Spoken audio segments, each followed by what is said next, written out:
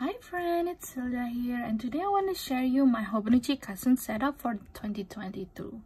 So this one, I'm going to use it as my planner only, and yeah, it's going to be my first time using Hobonichi cousins, and not gonna lie, but coming from using weeks as my only planner, this size really intimidates me, like a lot.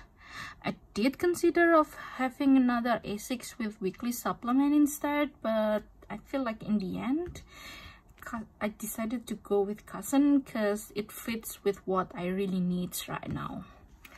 And the cover I'm using is Inuyasha from this year's lineup, and on this side pocket I just put some sticky notes that I might need, and this is the card info for the cover, and also Sesshomaru sticker because why not? It fits with the cover perfectly. So if you have watched my Hobonichi A6 setup, this one, the decoration in here will be very minimal, because the reason is that as much as I love decorating, I don't have time to do both my journal and my planner, so I decided to just keep it minimal for this one. And yeah, so this front cover I just put a flower that I cut from this pattern paper from Daiso. And yeah, it's simple and it's also matched with the inner cover, I think. This one I just leave it be for now. Maybe I want to decorate it later in the year. And then we have this yearly overview where we have the calendar for the current year 2022 and the last year 2021 and the next year 2023. So for the current year, I'm putting down the markers for public holidays in Japan. No, in Indonesia. I don't need the one in Japan because they already have it here. And when I go back to my work, I'll put the dates for the academic calendar. And this one, I think I'll just leave it be. I was going to cover this and use it as the future log for the next year, but I don't think I'm going to need to plan that further ahead because the monthly page has until March 2023, and I think that should be enough until I cut my new Hobonichi for the next year. I think we'll see how it is. So we go to the year at a glance. This one, I'm going to use it as my future log. So any deadlines or appointments that I made that's going to happen later than the current month, I will write it down on this page first. Then I will move it to the monthly page when I start filling in for that month. So for now, I mostly write down the deadline for the conference that I'm going to take and the conference date itself. And yeah, if you notice, for the conference date, I put it on the sticky note, and that is because in case I change my mind and I decided not to apply to the conference, I can just take it off and use the space for appointments that I might meet on that day. So for the box below, for now I'm writing down the public holiday in Indonesia, and also if I made another appointment on that day, I'm trying to keep it one appointment for the day, but in case that happens, I will write the additional appointments down here. And for the box above, at first I'm thinking of writing down my priorities for that month, but I feel like it will fit better if I put it on the monthly page instead. So yeah, for now I'm thinking on writing my YouTube and Instagram posts. Wait, no, the stats for my YouTube and Instagram, at least for now. That's what my plan is. And yeah, just put a big reminder on when the Ramadan starts because I keep forgetting about it every year. So we move on to the monthly page, and like I said, I will write down all my appointments and deadlines for my school, and also when I'm planning to post my YouTube video and Instagram posts. And on the sidebar, like I said earlier, will be for my priorities for that month, and most likely it is for my dissertation. And then I just put some additional information like what book I'm currently reading and what verse I'm currently studying. And yeah, I think that is what I'm going to write on the monthly page. Then we move on to the weekly page, which is one of the reasons why I'm moving to Hobonichi Kasen. So when I'm using my Hobonichi weeks, I just write down my to-do list for that day, and it does work for me. It's just that I have problem managing my hours, and yeah, I end up having problems with my sleeping schedule, which also led to a lot of health problem. So for this year, I try to manage my hours much better, at least compared to last year. So that's why I need the the hourly page, like in here. So what I'm planning to do, this one will be used for time block for my work hours and also my personal things. And on the sidebar, it will be the priorities for that week and also some habits that I'm going to track.